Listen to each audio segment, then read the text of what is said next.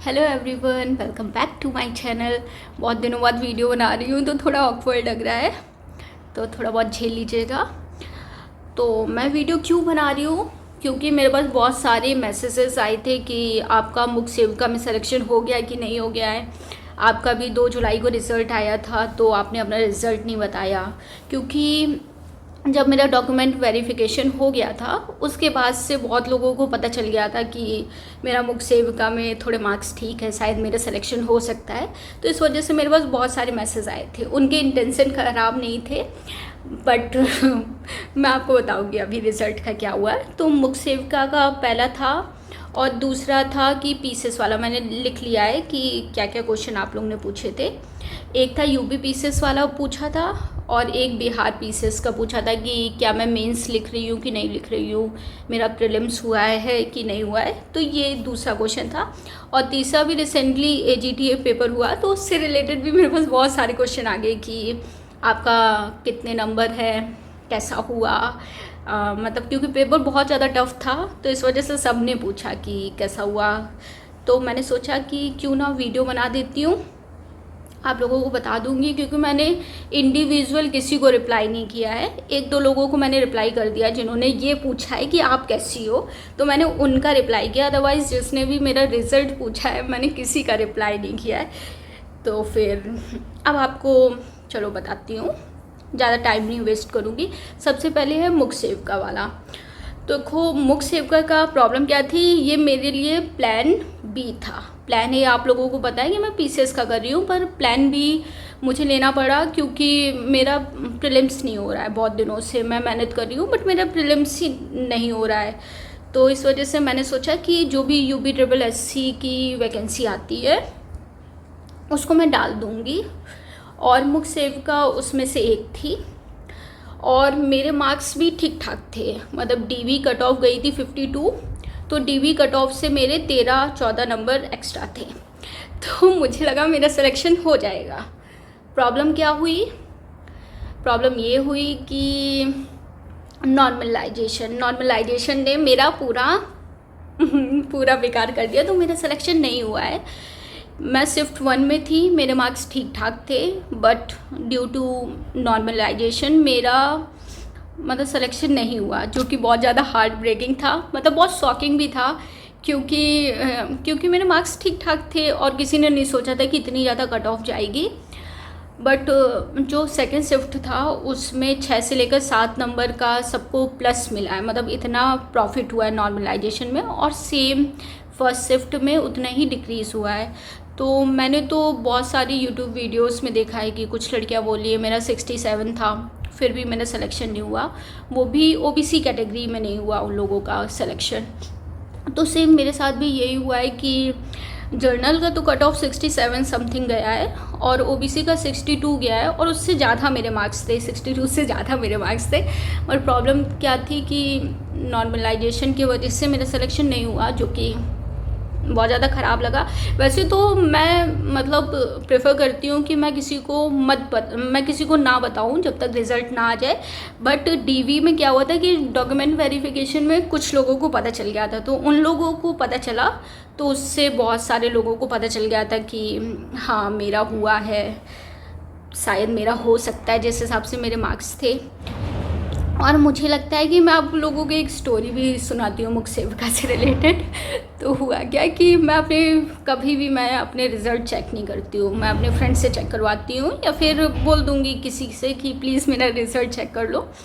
तो हुआ क्या कि जो मेरा रिज़ल्ट देख रहा था उसको पता था कि 100% मेरा हो जाएगा, मतलब इतने मार्क्स कम नहीं है मेरे, और कितना भी कट ऑफ जाएगा इतना नहीं जाएगा। और जितने भी बड़े यूट्यूबर्स थे, जितने भी बड़े टेलीग्राम चैनल थे, तो उन्होंने बोला कि मुश्किल से 3 से लेकर 4 नंबर का नॉर्मलाइजेशन हुआ है, उससे ज़्यादा नहीं हुआ है। But in reality UP triple SC ने इतना ज़्यादा नॉर्मलाइजेशन किया है। उस चक्कर में जो फर्स्ट शिफ्ट वाली लड़कियाँ थी, जो कैपेबल भी थी, और मुझे लगता है कि जिनका सिलेक्शन होना भी चाहिए, बट उनका नॉर्मलाइजेशन की वजह से सिलेक्शन नहीं हुआ। और जिनका नहीं होता है ना, उनको बहुत ज़्यादा दुख होता है। तो अभी तो मैं नॉर्मल दिख रही हूँ, बट बहुत पेनफुल था यार वो, कि मतलब आपका रोल नंबर ही नहीं मिल रहा है। तो मैं आपको क्या बता रही थी कि मैंने जिससे बोला कि मेरा चेक करो, तो वो चेक कर रहा था, तो उसने 5-6 बार चेक किया, बोलता है कि साधु तुम्हारा रोल नंबर नहीं है। तो मुझे भी बड़ा शॉकिंग लगा कि भाई रोल नंबर नहीं है, क्यों नहीं है, मतलब क्या, मतलब कुछ ज़्यादा कट ऑफ तो चली गई थी। कट ऑफ तो मैंने देख ली थी कि जनरल की कट ऑफ बहुत ज़्यादा गई है, तो मुझे लगा कि कहीं कुछ हुआ तो नहीं है मतलब कुछ ख़राब तो नहीं हुआ है। बट हाँ, सच में ख़राब ही हुआ था, मेरा सिलेक्शन नहीं हुआ। तो ओवरऑल मेरा यही था कि मेरा मुख सेव का भी सिलेक्शन नहीं हुआ। प्लीज़ मैसेज मत करिएगा, मैंने आपको बता दिया है। दूसरा क्या है, दूसरा था UP PCS and Bihar PCS. हाँ, इसकी भी स्टोरी सुनिए। तो मेरा बिहार पीसीएस वाला अच्छा गया था, बट मेरे हिसाब से मेरा पेपर अच्छा गया था। और फर्स्ट मतलब मेरे घर से फ़ोन आया कि तुम्हारा बीपीएससी वाला कैसा गया। तो मैंने बोला कि मेरा अच्छा गया, शायद मैं मेंस लिखूं। मतलब मेरा फर्स्ट स्टेटमेंट यही था कि शायद मैं मेंस लिखूं। और मैं खुश भी थी क्योंकि मुझे लगा कि मेरा पेपर बहुत अच्छा गया है, मतलब ठीक है, अच्छा गया है, मतलब मेरा हो जाएगा। क्योंकि बहुत सारी सीट भी थी उस बार, शायद 1600 नहीं, शायद 2000 से ऊपर सीट थी। तो किसी ने नहीं सोचा था कि इतना कट ऑफ जाएगा। तो जब मैंने आंसर की से अपने आंसर चेक किया, तो मुझे लगा कि यार मेरे मार्क्स तो बहुत ज़्यादा कम है, मतलब इतना तो मैंने सोचा भी नहीं था। मैंने शायद मेरा सबसे बड़ी प्रॉब्लम ये हुई कि टाइम मैनेजमेंट वाली। मेरा टाइम मैनेजमेंट बहुत गंदा था बिहार पीसीएस में। और शायद जो फर्स्ट इंस्टेंट में, मतलब जो पेपर होता है, मेरा फर्स्ट इंस्टेंट में जितने क्वेश्चन मैंने अटेम्प्ट किए थे सिर्फ वही मैंने कर पाया था। सेकंड इंस्टेंट में मैं पहुंच ही नहीं पाई थी, मतलब सेकंड वाले में जो करते हैं आप लोग वाला तो मैं कर ही नहीं पाई थी बिहार में, क्योंकि टाइम मैनेजमेंट का मेरे साथ बहुत ज़्यादा वो हुआ था। लेकिन फिर भी मुझे लगा कि मेरा पेपर ठीक गया है, इतना भी ख़राब नहीं गया है। बट आंसर की आई तो मतलब मैंने ऑलरेडी क्वेश्चन बहुत कम किए थे और उसमें भी मेरे थोड़े बहुत गलत हो गए। तो मुझे लगा कि मेरा मेंस नहीं हो पाएगा बिहार वाला। ठीक है, ये रहा बिहार का। यूपी पीसीएस वाला, तो यूपी पीसीएस वाला तो मैं मतलब सच बोल रही हूँ कि मेरा पेपर बहुत ख़राब गया था, बहुत ज़्यादा ख़राब गया था। मतलब वो तो पेपर मैं करके आई थी, तो मुझे पता था कि मेरा उसमें नहीं होगा, कुछ भी कर लूँ मैं, कुछ भी हाथ पैर मार लूँ, कुछ भी हो जाए, उसमें मेरा नहीं होगा। तुक्का लग जाए, और मेरा तुक्का नहीं लगता है। मतलब कुछ लोगों का होता है कि तुक्का बहुत ज़्यादा अच्छा जाता है, बट मेरा तुक्का अच्छा नहीं जाता है। तो मेरा यूपी पीसीएस का मुझे पता था कि उसका तो मैं मेंस नहीं लिखने वाली हूँ। इससे अच्छा तो मेरा प्रीवियस ईयर गया था, मतलब 2023 वाला अच्छा गया था। 2024 वाला तो बहुत गंदा गया था। तो मैंने आपको मुख सेविका का बता दिया, पीसीएस का बता दिया, ठीक है। इससे रिलेटेड प्लीज़ क्वेश्चन मत करना, ठीक है। ये था। और नेक्स्ट क्या था, टीए वाला। तो टीए का ये है कि टीए का पेपर भी बहुत ज़्यादा टफ आया था। मतलब अगर आप यूपी SSC की तैयारी कर रहे हैं, तो अब आपको ना एक जो 1 लाइनर वाली बुकलेट नहीं आती है कि उसको रट लो आपका हो जाएगा, तो वो नहीं होने वाला है। आपको मतलब अच्छे से प्रिपरेशन करनी पड़ेगी। मुझे लगता है कि इसलिए भी यूपी SSC में कंपटीशन बढ़ गया है, क्योंकि जो पीसीएस की तैयारी कर रहा है, जिनका प्रीलिम्स नहीं निकल रहा है, मेरे जैसे, वो भी दे देते हैं। तो मतलब उसमें जीएस तो वो लोग कर लेते हैं, तो उसकी वजह से मुझे लगता है कट ऑफ और ज़्यादा जाता है। और जो लोग मतलब बहुत दिनों से स्ट्रगल कर रहे हैं, तो क्या लगता है कि वो भी यूपी SSC का पेपर दे लेते हैं। तो इस चक्कर में ना मुझे लगता है कट ऑफ बहुत हाई आता है। तो मैं क्या बता रही थी कि मेरा AGTA वाला पेपर कैसा गया। तो मेरा AGTA वाला पेपर मतलब ठीक ठाक गया था, बट मैं रो रही थी क्योंकि मेरे लिए जो एग्रीकल्चर सब्जेक्ट है वो मेरा मेन सब्जेक्ट नहीं है। तो मैंने उसके लिए मतलब बहुत ज़्यादा पढ़ाई की, क्योंकि एग्रीकल्चर अपने आप में वास्ट सब्जेक्ट है, मतलब इतने जल्दी तो ख़त्म होने वाले में से नहीं है। तो और मेरा भी पीसीएस लगा था, ठीक, पीसीएस का मैं पढ़ रही थी, उसके अलावा मैं कुछ और पढ़ रही थी। तो मैंने सिर्फ टीए के लिए 1 महीने पढ़ा, और 1 महीने में मुझे फील हुआ कि एग्रीकल्चर बहुत ज़्यादा टफ सब्जेक्ट है, 1 महीने वाला सब्जेक्ट है ही नहीं।